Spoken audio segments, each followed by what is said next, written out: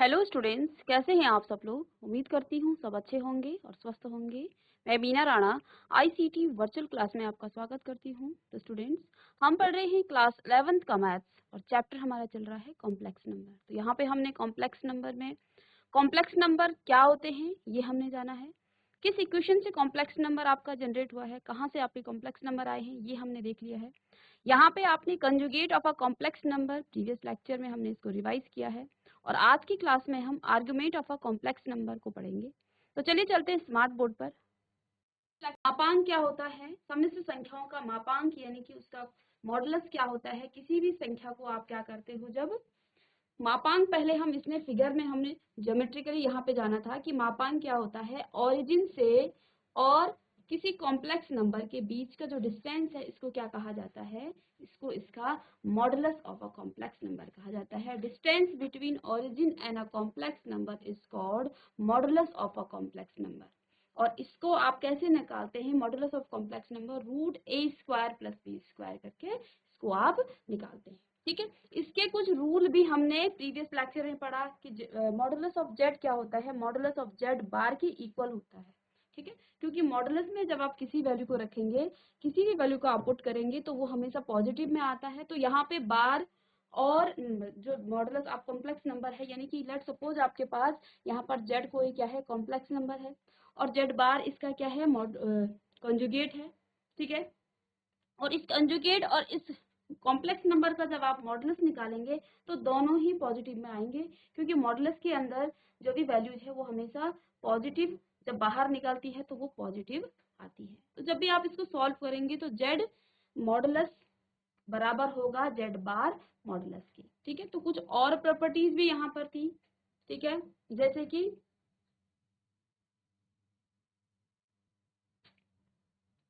दूसरी प्रॉपर्टी यहाँ पर है z into z bar is equal to modulus of z का होल स्क्वायर। तो इसको एग्जांपल से हमने आपको प्रीवियस लेक्चर में समझाया था।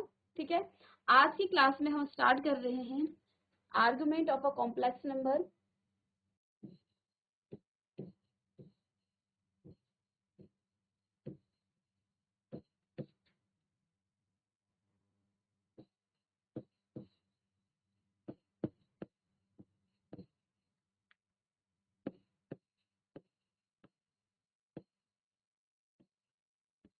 Argument of a complex number, तो वहां हमने मापांक पढ़ा था और ये आपका है पूर्णांक।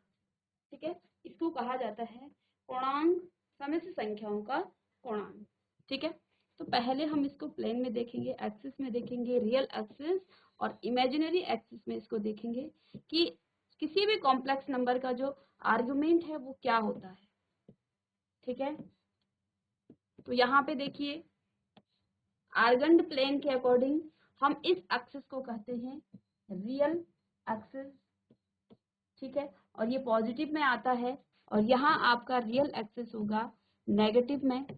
ठीक है, इस एक्सिस को आप जनरली वाई एक्सिस कहा जाता है, लेकिन यहाँ पर कॉम्प्लेक्स नंबर में हम इसको कहेंगे इमेजिनरी एक्सिस, यानी कि आई एम जेड। ठीक है, और ये पॉजिटिव का होगा। इसी तरह से यहाँ पे जब आप इमेजिनरी एक्सिस को देखेंगे, लेकिन ये आपका नेगेटिव का होता है। ठीक है, तो ये आपका आर्गन्ड प्लेन है। तो इस आर्गन प्लेन में हम देखेंगे कि argument of a complex number क्या होता है। ठीक है, argument of a complex number. ठीक है, लेट सपोज यहाँ पर कोई आपका कॉम्प्लेक्स नंबर है। ठीक है, ये आपका कोई कॉम्प्लेक्स नंबर है जेड, और जेड आपका बराबर है ए प्लस बी आयोटा के, ए प्लस बी आयोटा के इक्वल है जेड। ठीक है, अब यहाँ पे देखिए जब हम क्या करते हैं, जब हम ओरिजिन को किसी कॉम्प्लेक्स नंबर के साथ इस तरह से जोड़ते हैं तो ओरिजिन से कॉम्प्लेक्स नंबर के बीच की जो डिस्टेंस होती है इसको आप कहते हैं modulus of a complex number. ठीक है, अब यहाँ पे हम बात कर रहे हैं argument of a complex number. ठीक है, तो आर्गुमेंट ऑफ कॉम्प्लेक्स नंबर क्या होता है, देखिए पॉजिटिव रियल एक्सिस के साथ कोई कॉम्प्लेक्स नंबर जो एंगल बनाता है, यहाँ पे देखिए ये एंगल लेट सपोज क्या है, ये थीटा है। ठीक है। तो पॉजिटिव रियल एक्सिस के साथ जो एंगल बनता है उसी को क्या कहा जाता है, इसी को कहा जाता है argument of a complex number, of a complex number. इसी को क्या कहा जाता है, argument of a complex number. Positive real axis के साथ ध्यान देंगे, पॉजिटिव रियल एक्सिस के साथ जो एंगल बनता है उसको कहा जाता है argument of a complex number. ठीक है। जनरली जो argument of a complex number होते हैं, there are two types of argument of a complex number.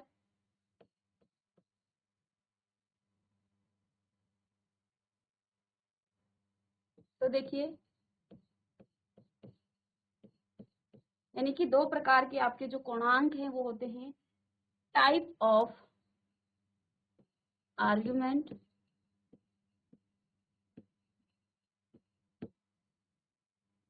तो दो तरह के आपके क्या होते हैं, argument of a complex number. First होता है आपका general argument,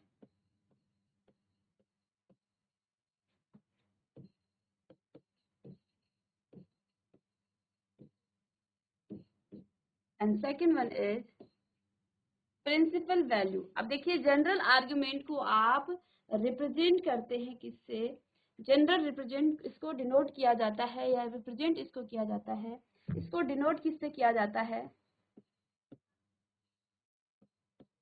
denoted by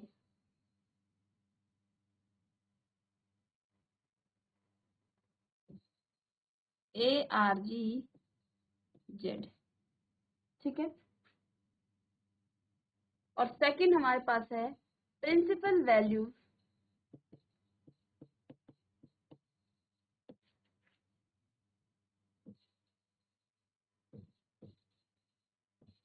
of argument,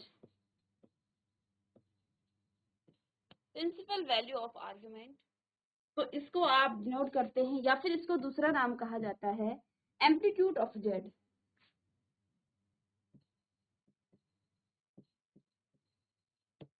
amplitude of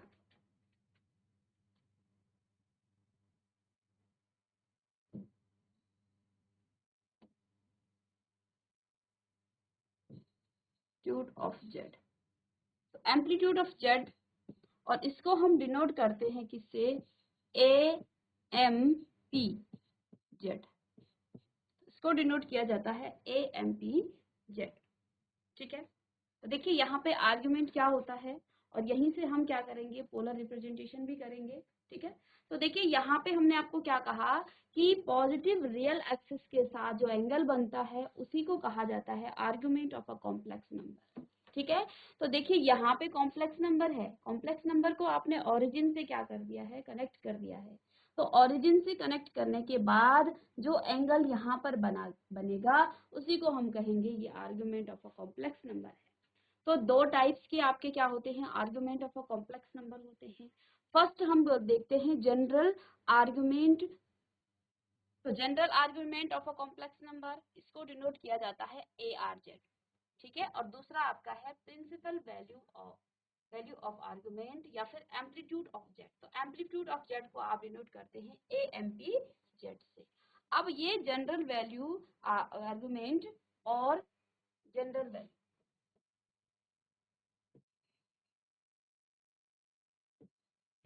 general value argument और प्रिंसिपल वैल्यू आर्गुमेंट क्या चीज है, इसको हम एक एग्जांपल से समझेंगे।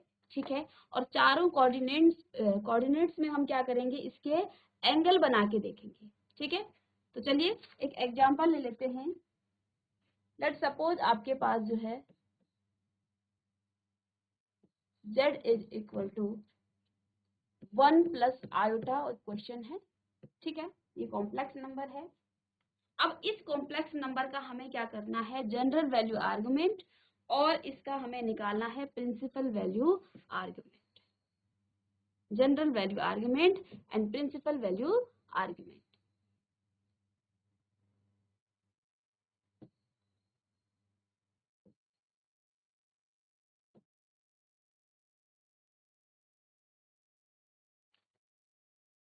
तो देखिए ये आपका रियल एक्सिस है,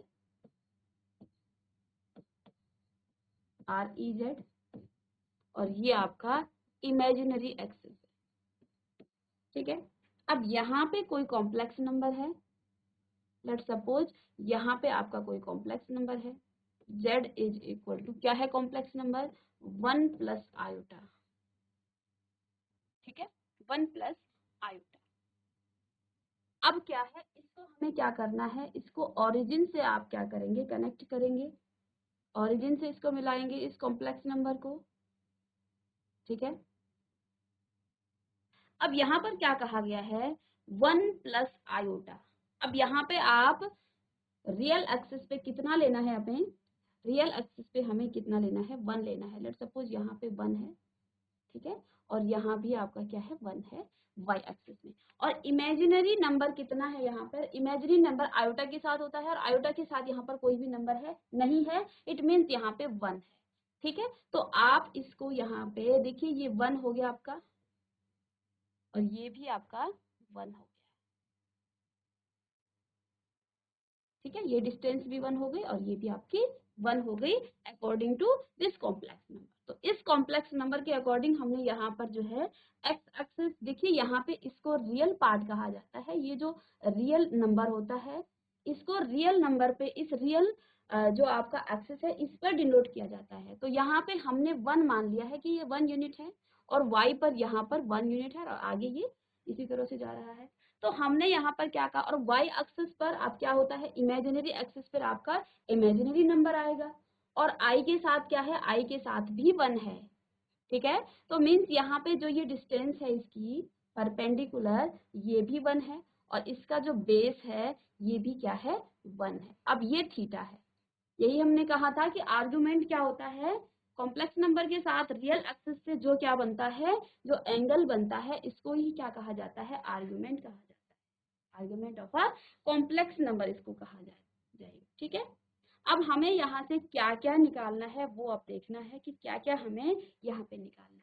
तो सबसे पहले जब हम यहाँ थीटा का मान निकालेंगे, और थीटा का मान निकालने के लिए बच्चों यहाँ पे हमें परपेंडिकुलर भी दे रखा है और बेस भी दे रखा है। और ट्रिग्नोमेट्री में हम बचपन से ही पढ़ रहे हैं, क्लास 9 से हम पढ़ रहे हैं कि टेन थीटा क्या होता है आपका, tan theta is equal to perpendicular upon base, क्योंकि यहाँ पे दो ही हमें वैल्यूज दे रखी है। ठीक है, ten theta is perpendicular upon base, इस फिगर के अकॉर्डिंग हम इसमें बात कर रहे हैं कि टेन थीटा क्या होता है, परपेंडिकुलर अपॉन बेस होता है। इसको मैं यही लिख लेती हूँ। ठीक है,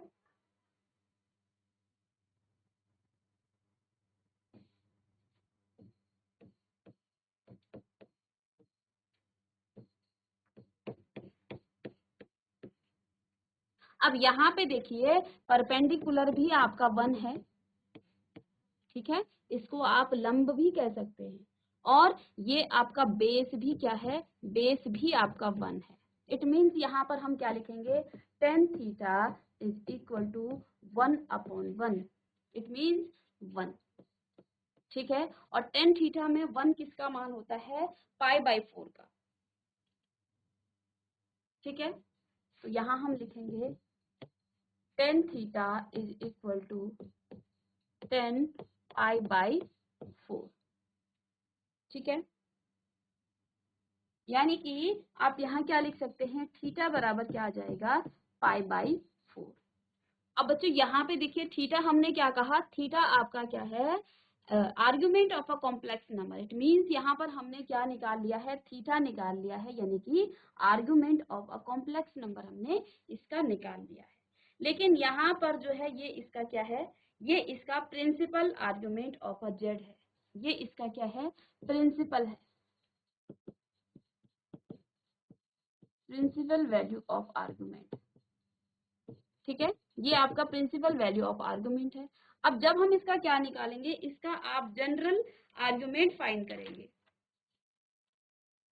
तो ये आपका क्या आ गया है, प्रिंसिपल, यानी कि एम्पलीट्यूड इसको कहा जाता है। ठीक है, प्रिंसिपल वैल्यू यानी कि एम्पलीट्यूड ऑफ जेड। तो एम्पलीट्यूड ऑफ जेड आपका कितना आ गया है, π/4।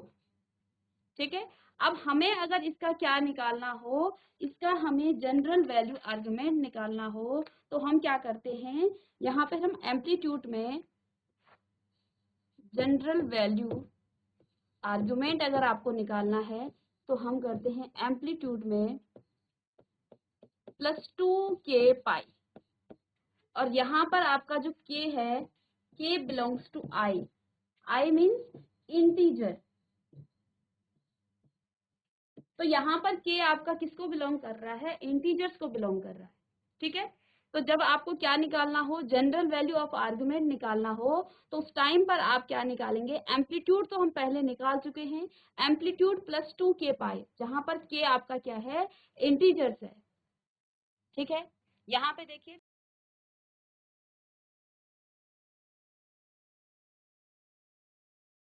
तो देखिए बच्चों, हमने यहाँ पे पहले क्या किया, तो यहाँ पे हम क्या निकाल रहे हैं? Argument of a complex number निकाल रहे हैं।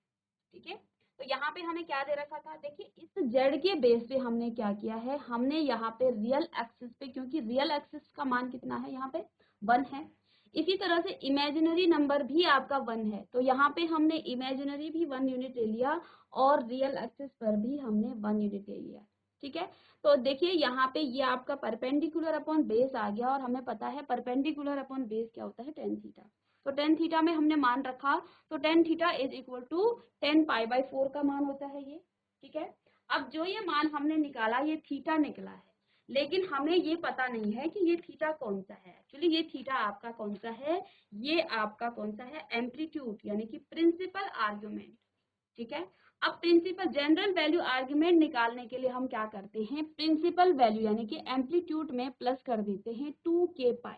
तो जब भी आपको क्या निकालने को कहा जाए, आर्गुमेंट निकालने के लिए कहा जाए, तो हम पहले निकालेंगे principal value of argument, then हम जनरल वैल्यू ऑफ आर्गुमेंट। अगर आपको पूछा है तो तब हम उसको उसमें 2k पाई क्या करेंगे? ऐड कर देंगे। तो यहाँ पे k आपका क्या है? कोई इंटीजर है। ठीक है, ये हमने, अब नेक्स्ट जो है यहाँ पे एक नोट करके लिखेंगे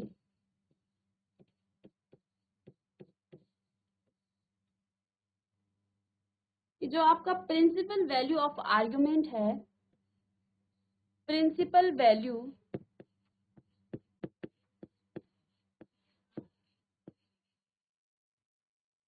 प्रिंसिपल वैल्यू ऑफ आर्गुमेंट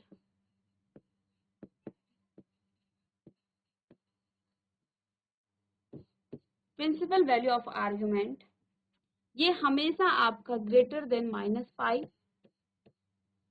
और पाई से छोटा या पाई के इक्वल होता है। ठीक है, इस चीज को हम ध्यान देंगे कि जो आपका प्रिंसिपल वैल्यू ऑफ आर्गुमेंट है, तो जब भी आप एंगल बनाएंगे तो इसको हम ध्यान में रखते हुए क्वेश्चंस को या इसको सॉल्व करेंगे। तो देखिए, जो प्रिंसिपल वैल्यू ऑफ आर्गुमेंट है वो हमेशा आपका पाई से छोटा या पाई के इक्वल होगा और -पाई से ये बड़ा होगा। ठीक है, तो देखिए हमने क्या किया है, फर्स्ट क्वेश्चन में हमने क्या काम किया है? हमने फर्स्ट कोऑर्डिनेट्स में यहाँ पे किसी कॉम्प्लेक्स नंबर के पूर्णांक यानी कि इसके आर्गुमेंट्स को निकाल लिया। अब दूसरा क्वेश्चन मेरे पास लेट्स सपोज है कोई क्वेश्चन, और दूसरी बात हम क्या नोट करेंगे कि जब भी आप जनरल आर्गुमेंट निकालेंगे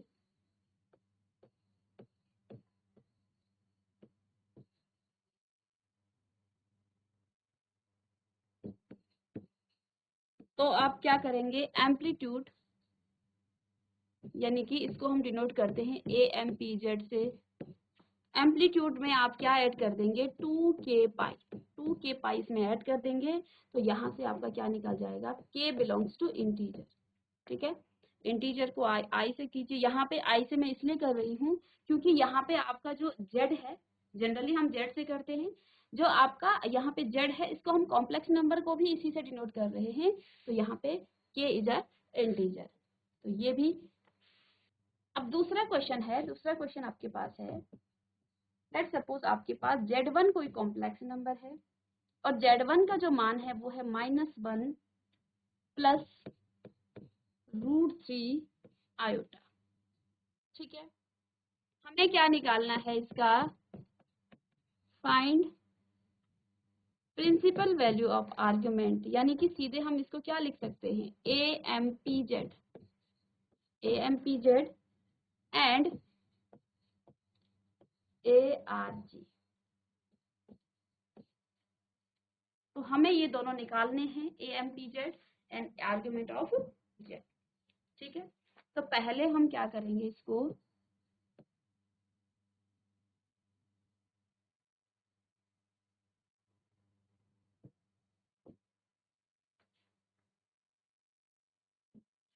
तो देखिए इसको रखेंगे आप रियल एक्सिस में, आर्गन प्लेन में इसको पहले शो करेंगे कि आर्गन प्लेन में क्या इसकी पोजीशन रहेगी। ठीक है, ये आपका रियल जेड है, ये हमारा इमेजिनरी जेड है, ये रियल जेड है और ये नेगेटिव है। ठीक है, यहाँ पे आपका इमेजिनरी नंबर होगा और वो नेगेटिव का होगा। अब यहाँ पे हमें क्या दे रखा है, हमें यहाँ क्वेश्चन में देखिए क्या है, -1 + 3√3 आयोटा, यानी कि -1 आपका, ये आपका ओरिजिन है तो इस तरफ होगा। ठीक है, तो -1 लेट सपोज यहाँ पर कोई 1 है। ठीक है, जेड यहाँ पर कोई कॉम्प्लेक्स नंबर है और इस कॉम्प्लेक्स नंबर का मान कितना है, Z1 = -1 + √3 आयोटा। अब इसको हम क्या करेंगे, इसको ओरिजिन से इसको मिलाएंगे। ठीक है, और 1/√, यहाँ पर √3, यहाँ पर ये आपका -1 है, ये आपका √3 है। ठीक है, लेट सपोज यहाँ पर आपका कोई अल्फा एंगल बना है, तो हमने आपसे क्या कहा कि आर्ग्यूमेंट ऑफ जेड क्या होता है, आर्ग्यूमेंट क्या होता है, पॉजिटिव रियल एक्सिस से, यानी कि यहाँ से हम बताएंगे पॉजिटिव रियल एक्सिस से बनने वाले एंगल को कहा जाता है, क्या कहा जाता है, इसको दूसरे पेन से करेंगे, पॉजिटिव रियल एक्सिस से बनने वाले एंगल को कहा जाता है आर्ग्यूमेंट ऑफ जेड। तो यानी कि यहाँ पे ये जो एंगल बन रहा है वो थीटा है। ठीक है, तो ये एंगल आपका थीटा हो गया। अब हमें निकालना है थीटा, थीटा का मान हमें यहाँ पे निकालना है। ठीक है, तो इसी तरह से हम यहाँ पर भी tan थीटा का मान निकालेंगे। tan थीटा आपके पास हो जाएगा, tan अल्फा है तो अल्फा ही लेंगे यहाँ पे, तो ये आपका क्या आ जाएगा, tan अल्फा = परपेंडिकुलर आपका कितना है, -√3 अपॉन में 1। ठीक है, यहाँ पे -1 है तो ये आपका 1 हो जाएगा यूनिट। ठीक है, तो ये आपका आंसर कितना आ गया, ये होता है P/B। तो tan अल्फा = तो tan अल्फा √3, यानी कि tan अल्फा बराबर हो जाएगा 10 π/3। तो यहाँ से अल्फा कितना आ जाएगा, π/3। ठीक है, अब ये आपका क्या निकल गया है, अल्फा यानी कि थीटा, जो एंगल यहाँ बना है। अब हमें क्या निकालना है, हमें तो यहाँ से थीटा निकालना है। तो थीटा निकालने के लिए देखिए यहाँ से ये जो एंगल बन रहा है, ये एंगल आपका यहाँ से यहाँ पाई बन रहा है। ठीक है, अल्फा ये आपका अल्फा है। ठीक है, थीटा हमने ये मान लिया है। अब इस एंगल को निकालने के लिए देखिए रियल एक्सिस से और यहाँ तक कितने का एंगल बनता है, ये पाई है। ठीक है, तो इसको निकालने के लिए हम क्या करेंगे, यहाँ से आप, तो देखिए इसको निकालेंगे, थीटा क्या हो जाएगा आपके पास, पाई माइनस अल्फा, और अल्फा कितना है आपका, π/3। तो यानी कि यहाँ पे आपका थीटा कितना आ गया है, 2π/3। और ये आपका थीटा नहीं है, ये आपका क्या है, एम्पलीट्यूड ऑफ जेड, AMPZ। तो एम्पलीट्यूड ऑफ जेड आपका हो जाएगा 2π/3। अब हमें क्या निकालना है, तो यहाँ पे देखिए, अब हमने यहाँ पे क्या निकाल लिया है, हमने यहाँ पे एम्पलीट्यूड ऑफ जेड निकाल लिया है। और अभी हमने आपको क्या कहा कि जब आप क्या निकालेंगे, इसकी जनरल वैल्यू निकालेंगे, इट मीन्स यहाँ पे आप क्या करेंगे, इसमें 2k पाइस को ऐड करेंगे। ठीक है, तो जब आप इसकी जनरल वैल्यू ऑफ आर्ग्यूमेंट निकालेंगे तो क्या आ जाएगा आपके पास, amplitude of Z plus 2k पाई। ठीक है, तो यानी कि यहाँ पे एम्पलीट्यूड कितना आया था अपना, 2π/3 प्लस 2k पाई। ठीक है, तो ये आपका आ गया है argument of z। Basic concept बहुत जरूरी है, इसके बिना क्वेश्चंस आपको, हर क्वेश्चन आपको डराएगा। और अगर आपका बेसिक कॉन्सेप्ट पर आप गए हैं, आपने वहां टाइम स्पेंड किया है, तो क्वेश्चंस में आपका कहीं भी आपको कंफ्यूजन क्रिएट नहीं होगा। ठीक है, तो आप पहले किसी भी चैप्टर को जब आप करते हैं तो बेसिक कॉन्सेप्ट को जरूर देखिएगा। ठीक है, तो चलिए स्टूडेंट्स, आई होप कि आपको ये समझ में आया होगा। देखिए यहाँ पे हमने argument of a complex number का जो बेसिक कॉन्सेप्ट है इस पर बात कर रहे हैं। क्वेश्चंस पे आप मत जाइए, पहले पहले आप बेसिक कॉन्सेप्ट को देखिए। ठीक है, भले ही आपको यहाँ पे टाइम लग जाए, अगर आपका बेसिक कॉन्सेप्ट क्लियर है तो क्वेश्चंस में आपको बिल्कुल इजी लगेंगे, क्वेश्चंस में आपको कहीं डिफिकल्टी नहीं आएगी। ठीक है, तो इसके सारे कॉन्सेप्ट आप देखेंगे, क्योंकि आपके एनसीईआरटी में तो ये दे रखा है, लेकिन थोड़ा शॉर्ट में यहाँ पे इन्होंने पिक्चर में समझा दिया है। तो यहाँ पे जब आपको समझाया जा रहा है, आप प्रॉपर इनको नोट करें। ठीक है, जहाँ समझ में नहीं आता है पहले इसके कॉन्सेप्ट को देखिए, देन क्वेश्चंस पे आप मूव करेंगे। तो चलिए चलते हैं, और नेक्स्ट क्लास में हम इस पर भी कुछ और क्वेश्चंस करेंगे। तो मिलते हैं नेक्स्ट क्लास में, तब तक के लिए thank you and have a nice day.